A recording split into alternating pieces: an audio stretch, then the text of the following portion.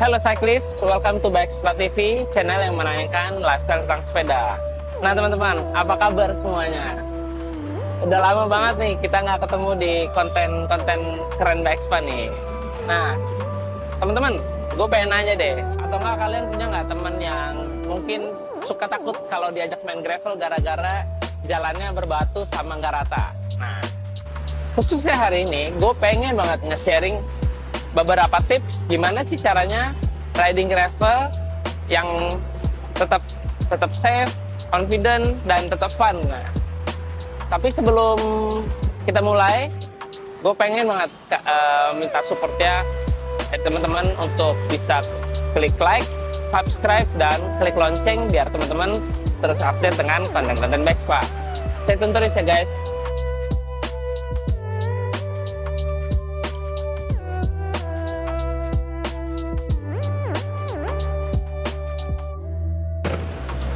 Nah, tips yang pertama teman-teman, jadi kan kalau main gravel karena jalan yang nggak rata, sometimes si sepeda tuh kadang-kadang akan lari ke kiri, ke kanan, terus dia akan bumpy, ya kan? Jadi sepedanya akan banyak movement. Nah, tips yang pertama nih,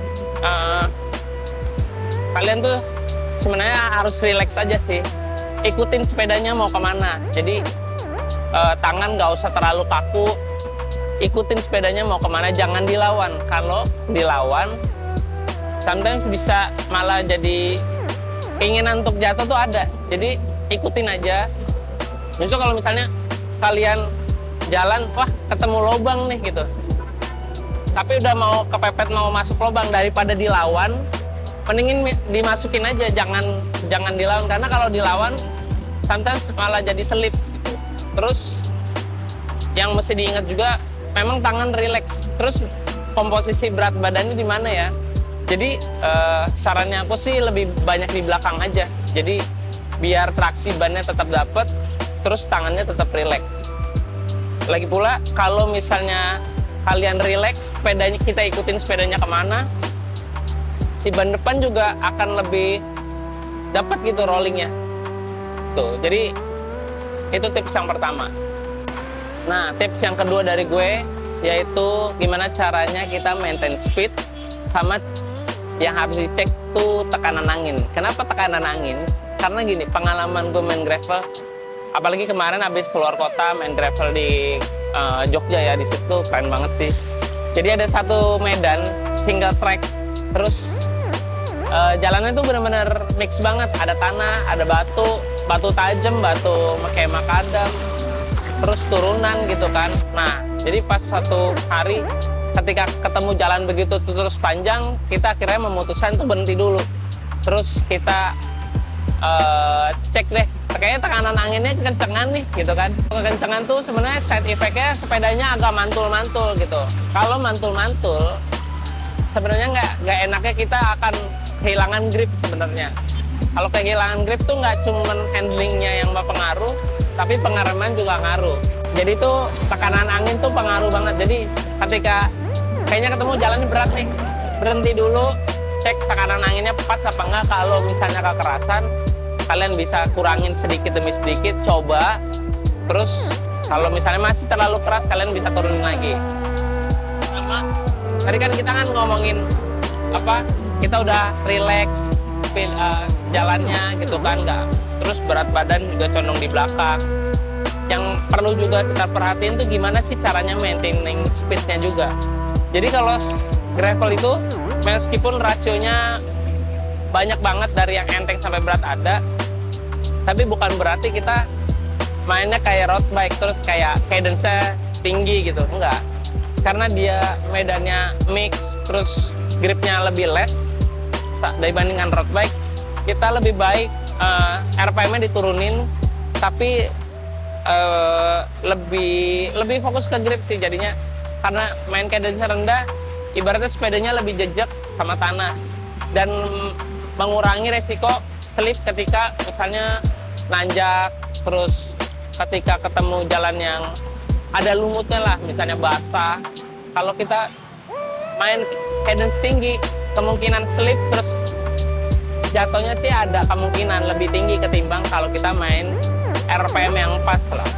Kalau based on number, misalnya road bike main di 90 ke atas, 80 ke atas, mungkin di gravel lebih main ke 70, 80 lah. Jadi lebih mentingin traksi sih ketimbang cadence tinggi sama kecepatan yang tinggi.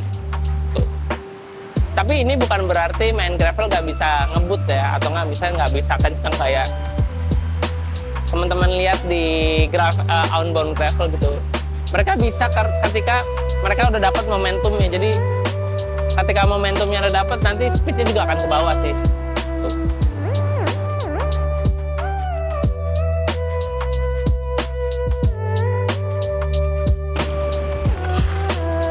Nah, tips selanjutnya kita ngebahas pengereman nih teman-teman.